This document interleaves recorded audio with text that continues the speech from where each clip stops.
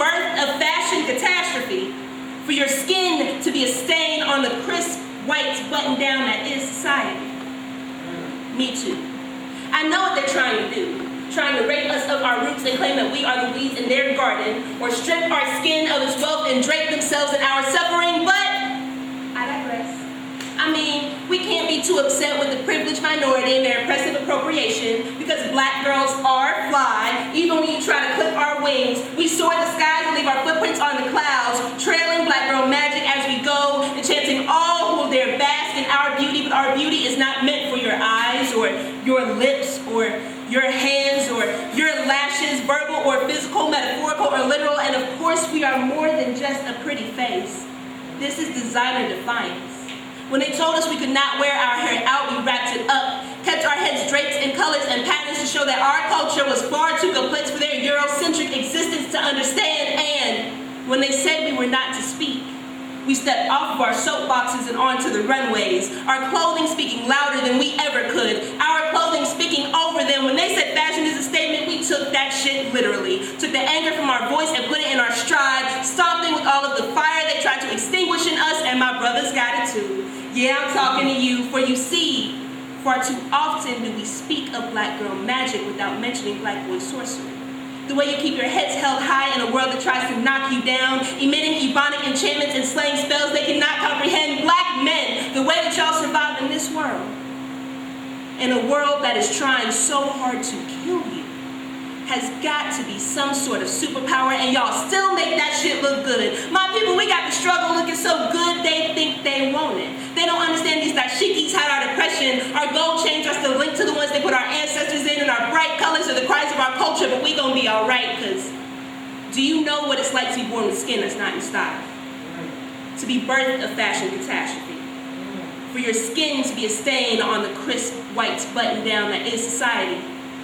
Me neither. My melanin is designer. We got big old eyes to see through your lies and lips full enough to tell you exactly what the fuck we think. Hips wide enough to birth entire nations and shake society with each step. Incredibly intelligent, unapologetically unique, and breathtakingly beautiful, and no, not for a black girl. Period. No ifs, ands, buts, maybes, questions, comments, or concerns. So y'all better work the catwalk, the sidewalk, the runway, the hallway. It don't matter. Black girls stay strutting, black boys stay styling, because black people stay slaying. Each and every one of us.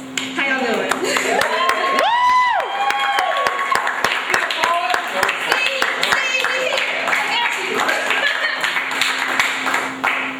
So I'm gonna share this next piece with y'all, and it's gonna get a little hot because I think I'm gonna set some shit on fire. If that's okay. Is that alright? Do it. Woo! Hell yeah! I think tonight I'm setting fire to everything feminine.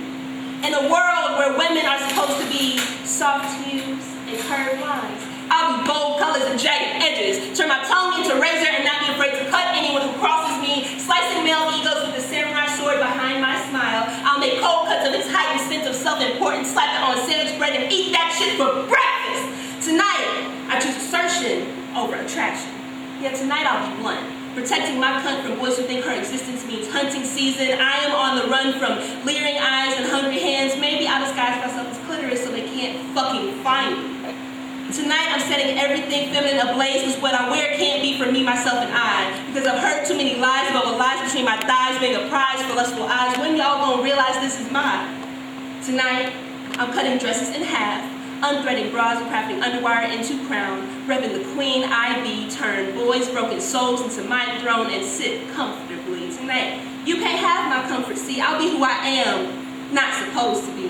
I'll be the pride that women can't have. My confidence, the female ejaculation they tried to convince us couldn't exist, it is alive and well, my friends. Tonight, in a world where all theological figures are male, I will be a god, an ecclesiastical entity, making a divine doctrine of my existence, praying to the parts of me that still need healing, and I'll believe in myself. Tonight I'll set it all ablaze with the fire they tried to douse in me. Said I didn't have the beauty and they didn't want my mind. Told me loud and lady were antonyms. Too much woman and not enough girl. Too much elephant for all of their rooms. Small shrinks suffocate. They tried to asphyxiate me with their expectations, but still I breathe, so now I speak. I have turned tears into battle cry and makeup into war paint. They say hell hath no fury like a woman scorned. So tonight I'm scorching the earth so Lucifer himself will fear my flames. Yes, tonight I'll be the bitch.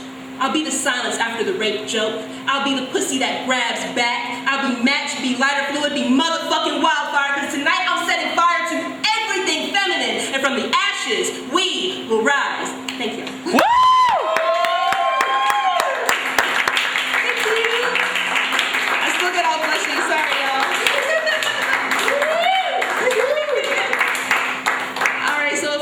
Tell I'm not very ladylike, and I think that this poem, this next poem sums it up perfectly. If that sound right with y'all? Yeah?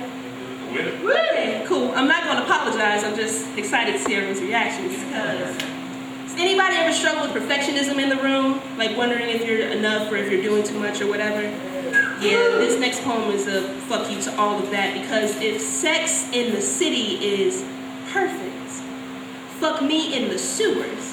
Let me be a part of all of it and none of it. Fuck me in the murky water and make my heart race faster than the fear of alligators and disease. I mean, what better sounds to make love to than the pitter-patter of rat feet on the floor and the scuttle of roach legs on the walls? And our moans and echoes will be carried through the pipes and into these perfect homes. And we may be drowning, but only in each other, embracing ourselves in the folds of each other's skin as the smells of sweat and shit surround us. And we dare to inhale deeply, to make the memories of this nasty scene mesh with the filth that lies within us, baby. We give getting down and dirty a whole new meaning. If sex in the city is perfect, fuck me on the forest floor. And while they grab fistfuls of Egyptian cotton, we grab leaves from the ground, feeling the rotten foliage between our fingertips. Lay me on a bed of pine straw as our lovemaking distracts us from the pricking of our own skin. How great to surpass the passion of nature. Out fucking the rabbits and not bothering to do it in the bushes, while the moonlight shines through the limbs of the trees, and our howls harmonize with those of the hungry wolves. We are also hungry, but in a way they could never imagine. Yes, we are the beasts in the night, growling and snarling, hair in all of the wrong places, hands in all of the right ones. We are the imperfect they deny exists, fucking ourselves out of extinction, climaxing mistakes and birthing misfits, and it's the most disgusting beauty ever beheld. We take pride in our nasty. We boast our lovely crud, making sex the sounds of their discomfort, our imperfections lurking in their shadows. And it is so fucking sexy. Thank you.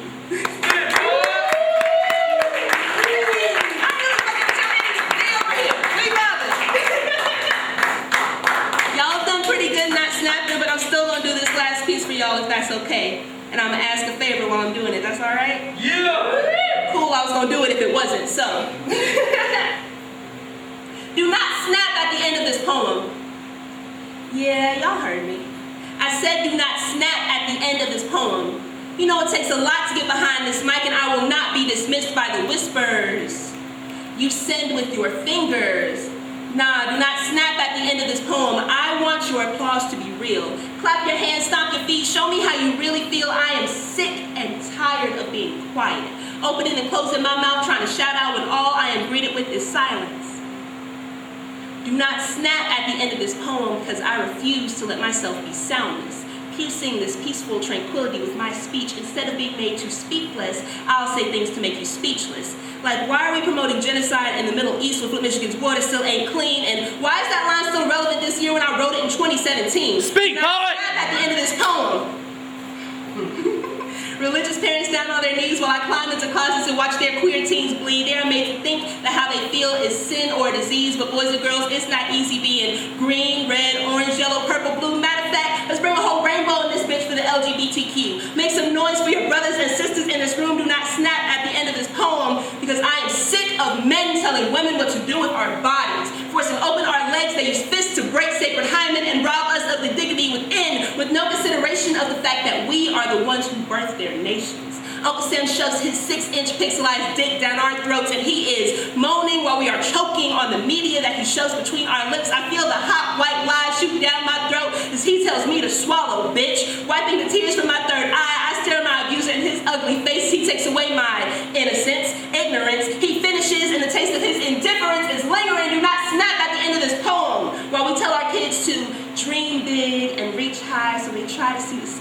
tears in their eyes, and how dare we say they're too young to feel any pain when nobody knows why little girls cry asking, was my skirt too high, with the seed of grown men on their thighs. Nobody knows why black boys drive in, hear the sirens, and think, Lord, I don't want to die. I've seen white men drink the blood of black boys and the tears of their mothers from golden goblets served by blue pigs on a silver platter while we sit around posting hashtag Black Lives Matter. Do not snap at the end of this poem. I want to hear the pain from within your soul and the thundering from your heart. Stomp your feet and clap your hands for those who marched arm in arm. My friends, we have been silent for far too long, and I want to feel this building shake. So, clap your hands, stomp your feet, jump around, scream and shout, hoot and holler, but whatever you do not snap at the end of this poem. Thank you so much.